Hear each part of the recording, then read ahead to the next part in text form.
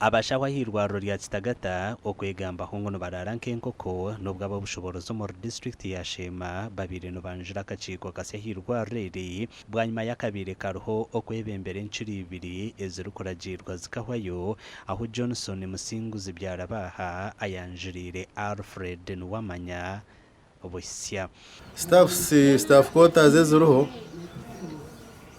ezindi zikaherera nje 1969 obubazigura atawatagafuna bw'akarangi ngatwija twafuna mu busente bwa rugo Ministry of Health twari innovating aho blocks ina blocks ezasigara nki 15 zona blocks ezo nimbi nko namazima government teyine sente konko mukozi wayo kuraro mujunkezi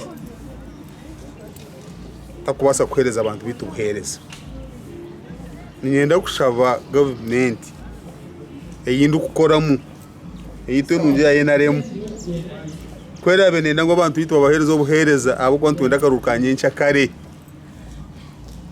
abakozi bitu no batunga yibakorera kurwanyi ayikutura kurungi shanjirwe ngo habicekigana by'abashaho bashemerere kuba bari Eirwariro rya Kitagata obuceka 38 bwonka nubo baruho ecyumba jizo buhereza.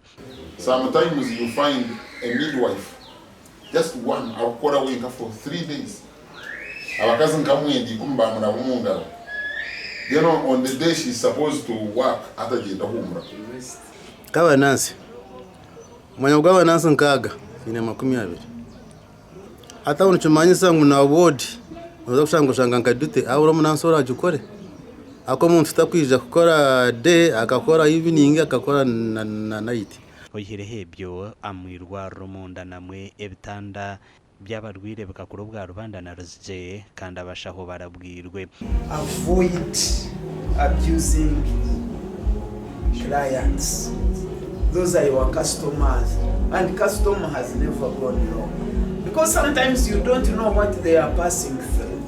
Mbona tunarwara bakande kitanda bakanya meeting ani ndarankai no manka nagambira bashema bampereza pichi boda ngu chairman nze kuvuga boda ngungumeta mbora boda chairman ntwire nimvuga muto hatu wampa boda ngu nze kuvuga boda nze kwebembera abantu banje mutukura nubo nungariza nyuma nungariza hansi mbona hati chairman wegombora narwara bakande to mwirwaro ngari ya Kitagata nkabyama nkayibitande binareba ibifarase binareba. Johnson Musinguzi byarabaha akwasize Alfred Nuwamanya bosya office kandi amugambire bizubu ebyasizere nebinyega Eirwariro hamwe n'abarwire Abashaho tubine oburaaro afunzire bucyo buruho amajono mabi nago anangeda gachi kunduzwa kandi ikindi bongere amubaro gw'abashaho bokora aho twagira ngo abantu Uganda twakwentwetaga twinashatu na munana. My job is to just facilitate, be a conveyor that all expertise will be brought together and make sure that we have a smooth running organization in form of a hospital.